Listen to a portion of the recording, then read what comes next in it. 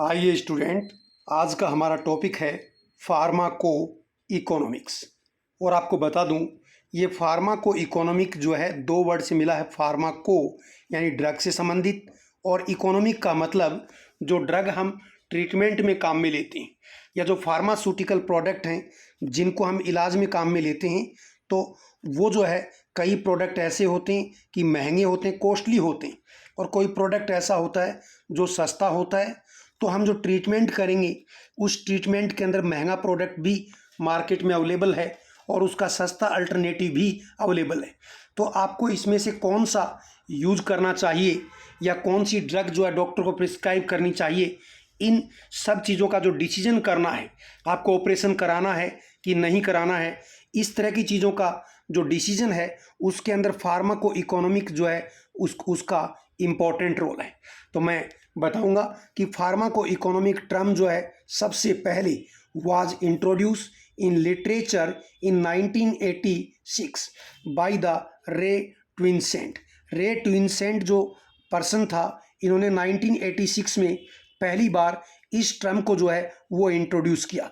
अब मैं इसकी डेफिनेशन से चीज़ें आपकी क्लियर हो जाएंगी कि डेफिनेशन क्या है। तो फार्माको इकोनॉमिक क्या कहती है? Pharmacoeconomic is the branch of economic, ये इकोनॉमिक्स की ही ब्रांच है that uses cost benefit, cost effectiveness, cost minimisation and cost of illness and cost utility analysis to compare. किसको कंपेयर करते हैं? To compare pharmaceutical product and treatment strategy. यदि मैं इसको शॉर्ट में बताऊं तो फार्माको इकोनॉमिक्स जो है, फार्माको जो इकोनॉमिक्स है ये क्या है? It is a branch of economics. ये इकोनॉमिक्स की ब्रांच है जो कि फार्मास्यूटिकल प्रोडक्ट एंड जो ट्रीटमेंट स्ट्रेटजी हैं उनको कंपेयर करती है। क्योंकि आपको पता, जैसे मैं बात करूं कि पैरासीटामोल की बात करें तो पैरासीटामोल जो है जिसको शॉर्ट में अपन पीसीएम बोलते हैं, अब इसको कई सारी कंपनी मार्केट में बना रही हैं। कुछ की जो दवा है वो महंगी होती है और कुछ जो है पैरासीटामोल की जो टेबलेट है वो सस्ती बना रही। अब आपको महंगी वाली टेबलेट यूज़ करनी है कि सस्ती, ये कौन सी यूज़ करेंगे, ये सब कैसे कंपेयर करेंगे? तो इसको कंपेयर करने के अलग अलग मेथड होंगे। तो pharmaco economics is the branch of economic that uses cost और बेनिफिट। ज़्यादा महंगी चीज़ लेते हैं तो उसका फ़ायदा क्या है? कोई चीज़ महंगी खरीदते हैं तो आप भी तो देखते हैं कि इसका फ़ायदा क्या है। सस्ती खरीदेंगे तो क्या फ़ायदा होगा? कॉस्ट इफेक्टिवनेस, ज़्यादा कॉस्टली चीज़ है कोई दवाई की तो ज़्यादा कॉस्टली क्या उसकी इफेक्टिवनेस, वो असरकारक भी ज़्यादा होगी क्या? कॉस्ट मिनिमाइजेशन, यदि कोई गरीब आदमी है वो ज़्यादा खर्चा वहन नहीं कर सकता ट्रीटमेंट का, तो उसको ऐसी दवाई देंगे जिसकी कॉस्ट क्या हो, मिनिमम आए। कॉस्ट ऑफ इलनेस, जो बीमारी है उसका ऊपर कितना बर्डन आएगा आपके ऊपर। कोई बीमार हो जाता, मान लो किसी को कैंसर हो गया, उसका इलाज चलेगा, ऑपरेशन होगा, टोटल कितना बर्डन आएगा। इसी तरह से कॉस्ट यूटिलिटी एनालिसिस कि जो बीमारी के अंदर जो खर्चा कर रहे हैं वाकई उसका उतना फ़ायदा, यूटिलिटी है क्या। तो इस तरह से जो फार्मास्यूटिकल प्रोडक्ट हैं और जो ड्रग हैं या जो ट्रीटमेंट की स्ट्रेटजी हैं, इनको आपस में कंपेयर करने के लिए आप क्या करते हैं? फार्माको इकोनॉमिक्स की हेल्प लेते हैं। और फार्माको इकोनॉमिक्स जो है अलग अलग तरीके से cost benefit, cost effectiveness, cost minimisation, cost of illness, इन सब की कॉस्ट ऑफ यूटिलिटी, इनके बेसिस पे दो या उससे ज़्यादा फार्मास्यूटिकल प्रोडक्ट को कंपेयर करती है, ट्रीटमेंट स्ट्रेटजी को कंपेयर करती है, कोई ऑपरेशन या प्रोसीजर है उसको कंपेयर करती है, और फिर हमें पता लगता है कि हमारे लिए, इस पेशेंट के लिए, इस सिचुएशन में कौन सी बेस्ट चीज़ है जिसको हम करेंगे। इसके अंदर लिखा है कि there is 5 basic type of pharmacoeconomic analysis, और ये फार्माको इकोनॉमिक जो एनालिसिस हैं इनको हम 1 बाय 1 डिस्कस करेंगे, जिससे आपकी चीज़ें और अच्छे से क्लियर जो है वो हो जाएंगी। तो डेफिनेशन देख ली है। इसके बाद में अब पहला एनालिसिस है कॉस्ट मिनिमाइजेशन एनालिसिस। अब देखो, वर्ड आपके लिए नया है तो आपको टफ लग सकता है, लेकिन कुछ भी दिक्कत नहीं है। कॉस्ट मिनिमाइजेशन एनालिसिस, इसको आप समझिए कि जैसे मान लो मैं कहूँ कि आपको यहाँ से, इस शहर से दूसरे शहर जाना है। अब इसको जाने के कई तरीके हो सकते हैं कि आप एरोप्लेन से जाएं, आप बस से बैठ के जाएं, आप प्राइवेट टैक्सी करके लेके जाएं, खुद की गाड़ी से जाएं, ये कई ऑप्शन हैं। लेकिन यदि आपका पर्पज़ है कि कॉस्ट मिनिमाइजेशन एनालिसिस, कि कॉस्ट कम से कम पड़नी चाहिए, तो एरोप्लेन वाला ऑप्शन ख़त्म हो गया। हालांकि एरोप्लेन आपको जल्दी पहुंचा देगी, लेकिन कॉस्टली है, नहीं जाएंगे। बाई रोड जाएंगे, आपको टाइम लगेगा, लेकिन यदि आप अपनी टैक्सी करके लेके जाएंगे तो भी कॉस्ट ज़्यादा लगेगी। और यदि आप बस में जाएंगे, ट्रेन में जाएंगे, तो आपको पता बस की बजाय ट्रेन में जाएंगे तो और भी सस्ता पड़ेगा। तो कहने का मतलब जो है कि आप जो हैं वो एक पर्सन है, या यूँ कहूँ आपकी जगह यदि कोई पेशेंट हो तो उस पेशेंट का कोई इलाज कराना है तो कौन सा इलाज, किस तरह का इलाज कराना चाहिए, कौन से हॉस्पिटल में कराना चाहिए, किस डॉक्टर को दिखाएं, ये सब चीज़ें जो है वो डिपेंड करेंगी कि वो कितना खर्चा कर सकता है। तो यदि गरीब आदमी है या पैसे वाला भी है तो फालतू का खर्चा क्यों करें। तो ऐसे ट्रीटमेंट के अंदर हम जो एक्स्ट्रा खर्चा होता है उसको मिनिमाइज करने की कोशिश करेंगे। तो यही मेथड है कॉस्ट मिनिमाइजेशन मेथड। अब देखिए इसमें in cost minimisation we compare different intervention. Intervention का मतलब कोई भी, चाहे हमारे ड्रग ट्रीटमेंट स्ट्रेटजी हो, चाहे कोई ऑपरेशन हो, चाहे कोई भी प्रोसेस हो, तो in CMA we compare different intervention having equivalent therapeutic outcome. यानी आप यूँ बोल लीजिए कि मान लो एक ड्रग ये है और दूसरी ड्रग ये है, और इसको किसी ट्रीटमेंट में हम काम में ले रहे हैं, दोनों का जो आउटकम है, थेरेपेटिक आउटकम बिल्कुल सेम है। तो इनमें लेकिन एक महंगी है और एक सस्ती है। तो यदि आपका कॉस्ट मिनिमाइजेशन ऑब्जेक्टिव है कि खर्चा कम से कम होनी चाहिए, तो आप सस्ते वाली ड्रग जो है उसको यूज करनी है ट्रीटमेंट के अंदर।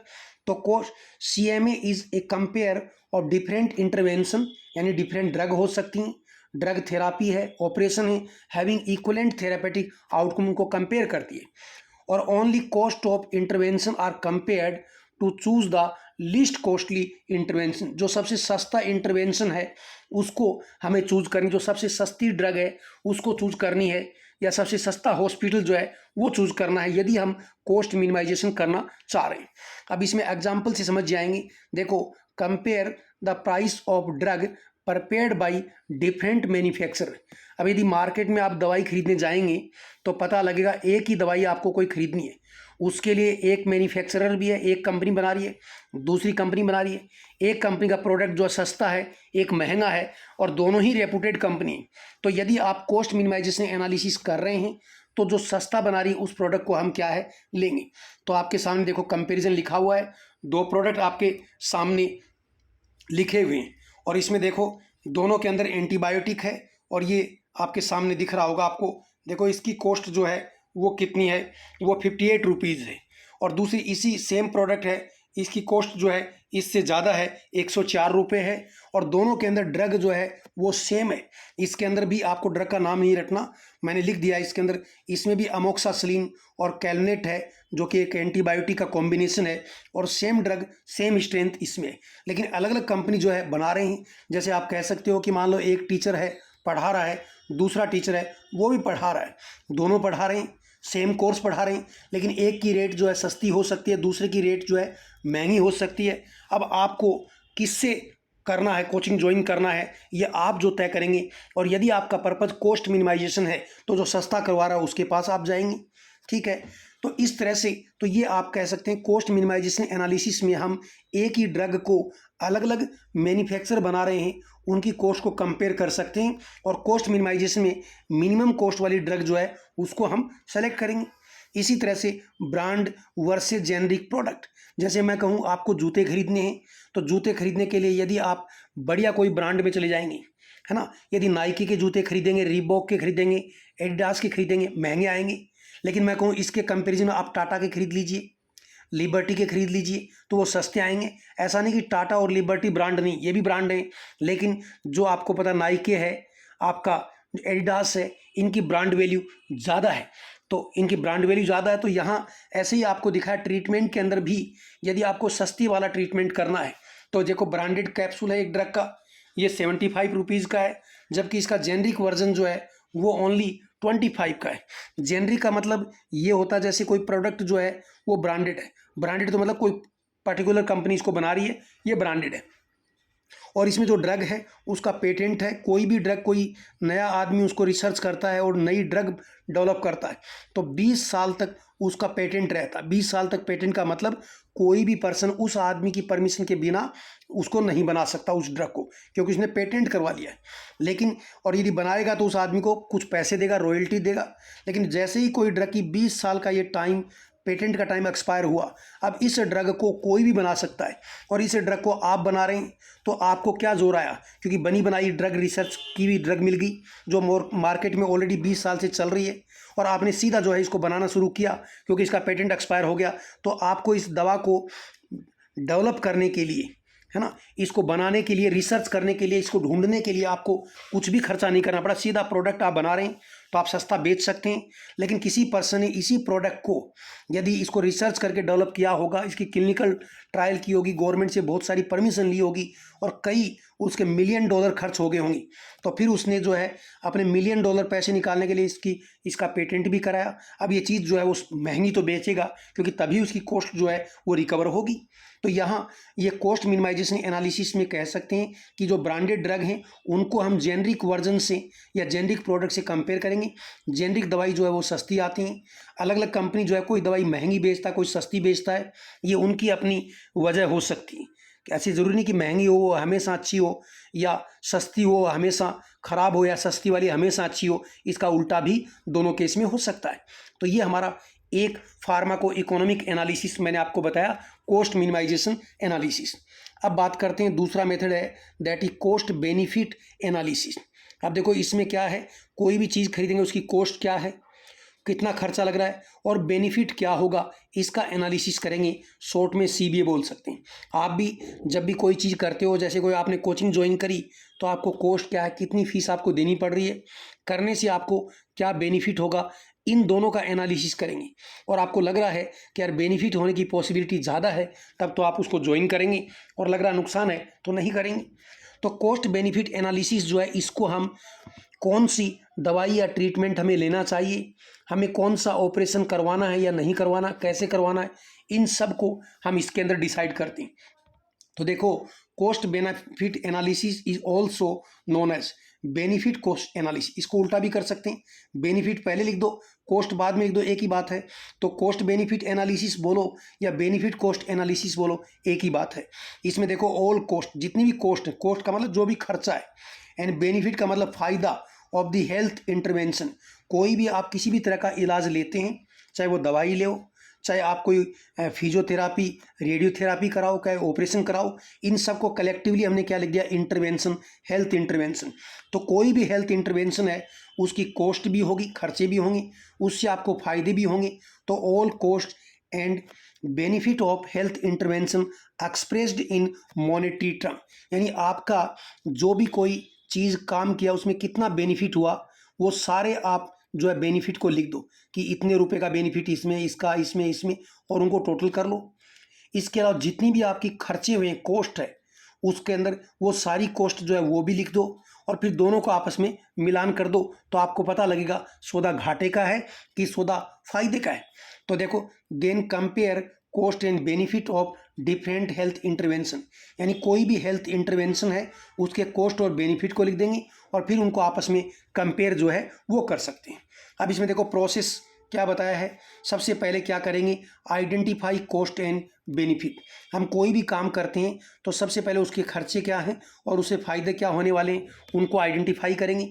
फिर देखो सेकंड पार्ट क्या है, calculate the monetary value of the cost and benefit. जो भी आपकी कॉस्ट हो रही है उसके अंदर क्या क्या, कितना कितना अमाउंट लगेगी वो लिख लो। बेनिफिट है उसको भी आप अमाउंट में लिख दो कि इतने रुपये का बेनिफिट होगा। तो मॉनेटरी वैल्यू का मतलब उसको रुपीज़ में या डॉलर में लिख दो। जो आपकी कॉस्ट है उसको पहले तो किस किस कौन कौन सी कॉस्ट आपको लगेंगी, खर्चे लगेंगे, कौन कौन से फ़ायदे होंगे, दोनों को लिख लो। फिर इनके अंदर कितनी उसकी वैल्यू होगी, मॉनेटरी वैल्यू क्या होगी, उसको लिख लो। फिर तीसरा, then calculate benefit cost ratio, और फिर जो है बेनिफिट कॉस्ट रेशियो कैलकुलेट कर लो। ऊपर लिखो आप उसके बेनिफिट, नीचे लिखो उसके क्या है खर्चे, कॉस्ट। तो आपका क्या आ जाएगा, को बेनिफिट कॉस्ट रेशियो आ जाएगा। और यदि आपका बेनिफिट कॉस्ट रेशियो, ऊपर बेनिफिट है नीचे कॉस्ट है, और यदि बेनिफिट की जो ऊपर वैल्यू लिख रहे हैं वो ज़्यादा हो तो ये वैल्यू 1 से ज़्यादा आएगी, और 1 से ज़्यादा आ रही है इसका मतलब फ़ायदा क्या है, ये सौदा फायदे का है, क्योंकि ये ऊपर वाली वैल्यू बेनिफिट ऊपर लिखा है, यदि ये ज़्यादा होगा और कॉस्ट कम होगी तो इन दोनों को डिवाइड करेंगे तो वैल्यू मोर देन 1 आएगी, और जितनी 1 से ज़्यादा आएगी, यदि जितनी ज़्यादा आएगी उतनी ही आपको फ़ायदा इससे क्या है, ज़्यादा। और ऐसी चीज़ को हम क्या करेंगे, सेलेक्ट करेंगे। तो देखिए फोर्थ क्या है, intervention having greater benefit cost ratio. यदि बेनिफिट कॉस्ट रेशियो ज़्यादा है इज सेलेक्टेड, उसको सेलेक्ट करेंगे, यानी बेनिफिट इज मोर देन क्या है, कॉस्ट होना चाहिए, ऐसे मेथड को हम चूज करेंगे। तो ये आपका सिंपल कॉस्ट बेनिफिट रेशियो है कि कोई भी इंटरवेंशन या कोई भी ट्रीटमेंट हम करते हैं, ऑपरेशन कराते हैं, उसका खर्चा कितना होगा, उसका फ़ायदा कितना होगा, और फिर आपस में उनको क्या है, कंपेयर कर लेंगे तो चीज़ें एकदम से क्लियर हो जाएंगी। अब इसमें आप देखिए, जैसे एक एग्जांपल दिया है कि गवर्नमेंट वैक्सीनेशन प्रोग्राम कराती है, government of India vaccination programme कराती है। या अभी आपने देखा होगा जब कोरोना हुआ तो गवर्नमेंट ने फ्री के अंदर वैक्सीन लगाए, और कई लोग आप और हमारे जैसे ऐसे भी होंगे जो पैसे देके उन्होंने वैक्सीन लगवाया। अब आपने वैक्सीन लगाया तो उसका खर्चा तो हुआ होगा, कॉस्ट तो लगी होगी। यदि पैसे देके लगाया है तो आपके 500 250 जो भी रुपीज़ आपने कोरोना की वैक्सीन के दिए, लेकिन क्यों दिए, ताकि कोरोना से बच जाएं। क्योंकि कोरोना यदि वैक्सीन नहीं लगवाते हैं तो कोरोना होने की पॉसिबिलिटी जो क्या थी, ज़्यादा थी, और ज़्यादा थी तो आप हॉस्पिटल जाएंगे। अब हॉस्पिटल यदि आप 5 दिन 10 दिन एडमिट रहे तो 5-10 दिन के अंदर आपका हॉस्पिटल जो है वो कितना खर्चा कर देगा, वो कम से कम 1-2 लाख रुपए खर्चा कर देगा। तो वैक्सीन लगाने में तो हमारे 500 रुपये लग रहे थे, लेकिन हॉस्पिटल में एडमिट हो गए तो पता लगा 2-3 लाख रुपए का खर्चा हो गया। और जितने दिन आप हॉस्पिटल में एडमिट रहे उतने दिन आपने कोई काम भी नहीं किया, यानी किसी तरह की अर्निंग भी नहीं की, तो ये भी आपका क्या है, लॉस है। तो इस तरह से कि आपको वैक्सीन लगवानी चाहिए या वैक्सीन नहीं लगवाएं, बीमार होंगे तब देख लेंगे। तो दोनों के अंदर आप जो है एनालिसिस करेंगे किस में फ़ायदा ज़्यादा है। तो वैक्सीनेशन करवाने के अंदर क्या है, फ़ायदा ज़्यादा है, इसलिए हमने उसको वैक्सीनेशन कराया। और गवर्नमेंट पूरे देश के अंदर बच्चों का फ्री वैक्सीनेशन भी करती है, क्यों, ताकि ये बच्चे जो है कम से कम बीमार हों, क्योंकि इनका वैक्सीनेशन कराते हैं और गवर्नमेंट फ्री में करती है। इसका मतलब क्या है, गवर्नमेंट का खर्चा तो हो रहा है, हेल्थ बजट तो खर्च हो रहा है, लेकिन उसको पता है कि हेल्थ बजट को वैक्सीन के अंदर ही लगा दें, प्रिवेंशन में लगा दें, क्योंकि यही बच्चे यदि बीमार होंगे तो ये हॉस्पिटल में जाएंगे, वहाँ इनका फ्री में हमें इलाज भी करना पड़ेगा, हॉस्पिटल में बर्डन भी आएगा, खर्चा ज़्यादा आएगा। तो क्या है, वैक्सीनेशन करवाना जो है बेटर है। तो ये आपका कॉस्ट बेनिफिट के अकॉर्डिंग हम देखते हैं। अब देखो इसके अंदर मेरिट की बात करें, मेरिट का मतलब इसके एडवांटेज क्या है इस मेथड की। तो देखो, help to decide to go or not to go, दो कंडीशन है, गो कोई काम जाना है या नॉट टू गो नहीं जाना है, फॉर ए ट्रीटमेंट और प्रोसीजर, कोई भी ट्रीटमेंट या प्रोसीजर है उसको करवाना है कि नहीं करवाना, ये हमें कैसे डिसाइड करना है, कॉस्ट और बेनिफिट के बेसिस के ऊपर। क्योंकि कोई आदमी जैसे मान लो किसी ट्रीटमेंट की कॉस्ट बहुत ज़्यादा है और गरीब आदमी है, तो और बाद में बेनिफिट हो रहा है, बस जिंदा रह पाएगा, लेकिन और कुछ खास बेनिफिट नहीं है और इतना कॉस्ट वो वहन नहीं कर सकता, तो वो उस ऑपरेशन या सर्जरी के लिए, उस ट्रीटमेंट के लिए नहीं जाएगा।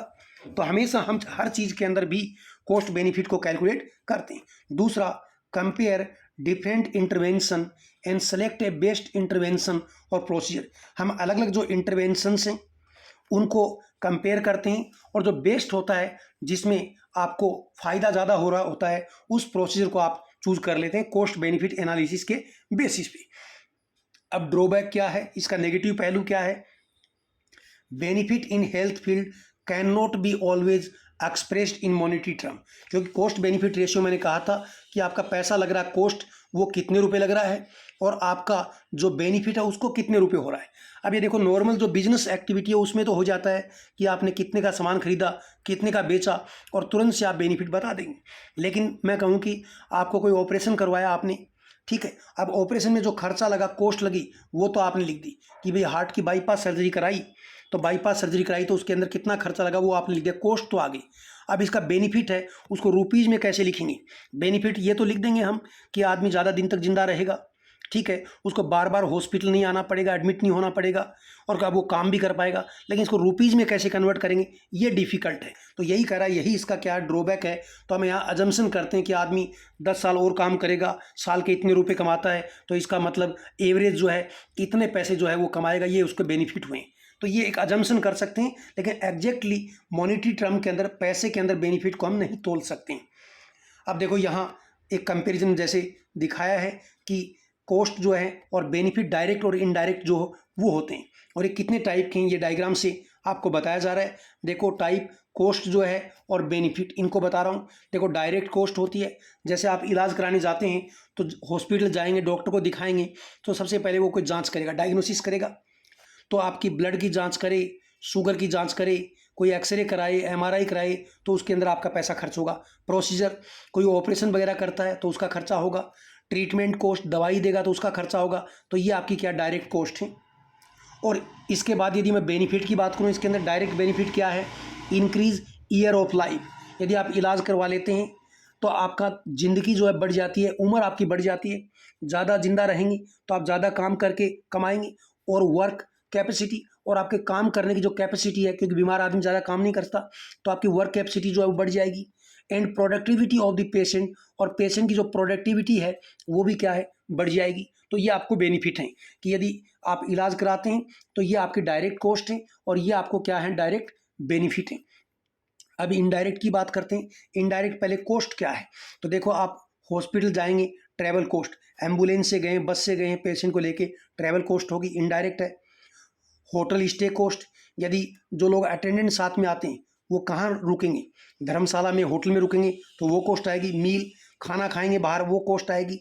Loss of productive of patient, patient admit हो गया, अब ये काम नहीं कर रहा, तो कोई प्रोडक्शन नहीं कर रहा है, तो जो पैसे कमा रहा था वो कमा नहीं रहा, तो ये भी एक तरह से कॉस्ट ही है।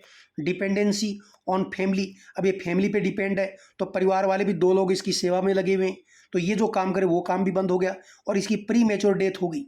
अब इसकी डेथ होगी तो जितनी साल और जिंदा रह सकता था वो नहीं रहा, तो ये क्या है, ये एक तरह से क्या है, इनडायरेक्ट कॉस्ट है।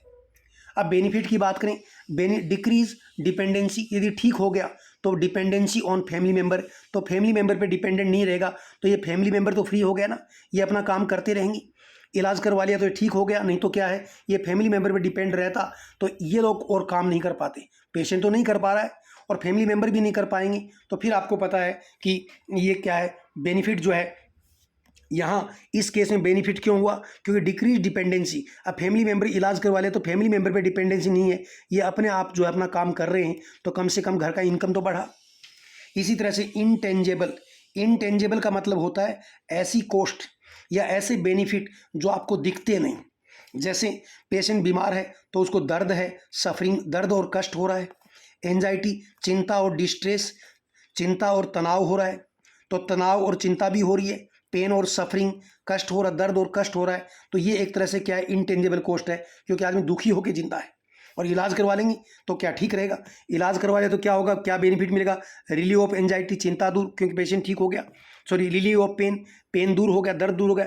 एंजाइटी एंड डिस्ट्रेस, चिंता और तनाव वो भी दूर हो गया, तो ये भी एक तरह से उसको सुकून मिला। तो ये भी क्या है, ये इनटेंजेबल, इधर मैं क्या कहूँगा बेनिफिट है, इधर इनटेंजेबल ये क्या है, कॉस्ट है। तो ऐसे हम हर ट्रीटमेंट में, प्रोसीजर में हम कॉस्ट और बेनिफिट को कंपेयर करते हैं, और यदि हमें किसी ट्रीटमेंट के अंदर, किसी इंटरवेंशन में हमें बेनिफिट ज़्यादा हो रहे हैं तो हम उसको क्या है, ऑप्ट करते हैं। अब इसके बाद में ये टॉपिक जो है नेक्स्ट क्लास के अंदर डिस्कस करेंगे। इसी के साथ ही मैं आपको कहूँगा धन्यवाद, जय हिंद।